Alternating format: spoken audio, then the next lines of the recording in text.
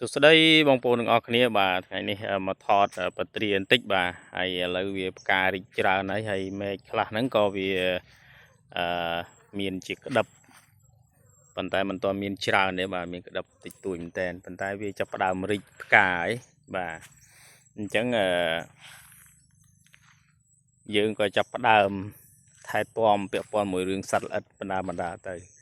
បាទនេះគឺជាអន្ទាក់អានេះគឺយើងធ្វើដបបែបហ្នឹងហើយ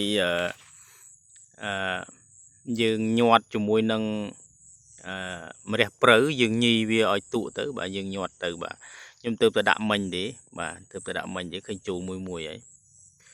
បាទវាលក្ខណៈដូចជាលបាយក្មេងលេងប៉ុន្តែវាបានប្រយោជន៍ច្រើនដែរបងប្អូនបាទ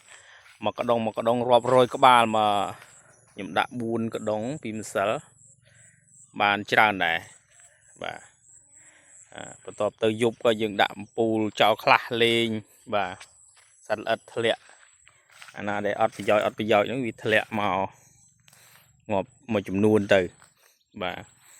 នេះពូជប្រទេសតៃវ៉ាន់យើងអត់ទាន់មានក្តឹបទេបាទយើងទៅតែតត្រួយក្នុងឆ្នាំហ្នឹងបាទវាដុះបានប៉ុណ្ណឹងប្រហែលជាខ្ទង់ខែ9អីចាប់ផ្ដើមមានក្តឹបច្រើនបាទ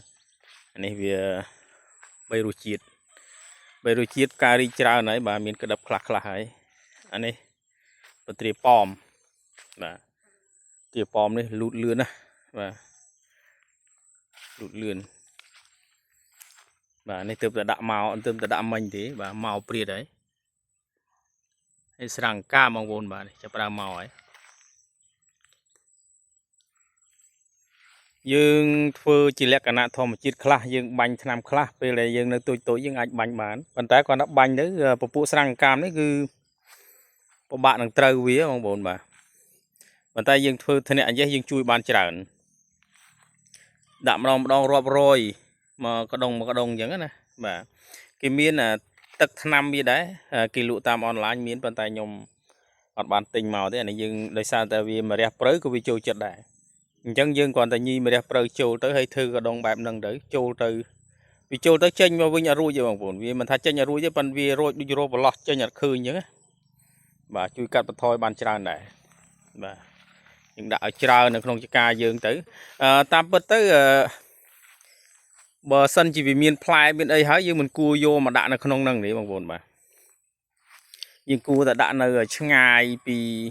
ដើមប្រទាលយើង20-30 ម៉ែត្រអីទៅបាទកុំឲ្យវាចូលមកជាមួយនឹងចំការរបស់យើងអញ្ចឹងណាបាទ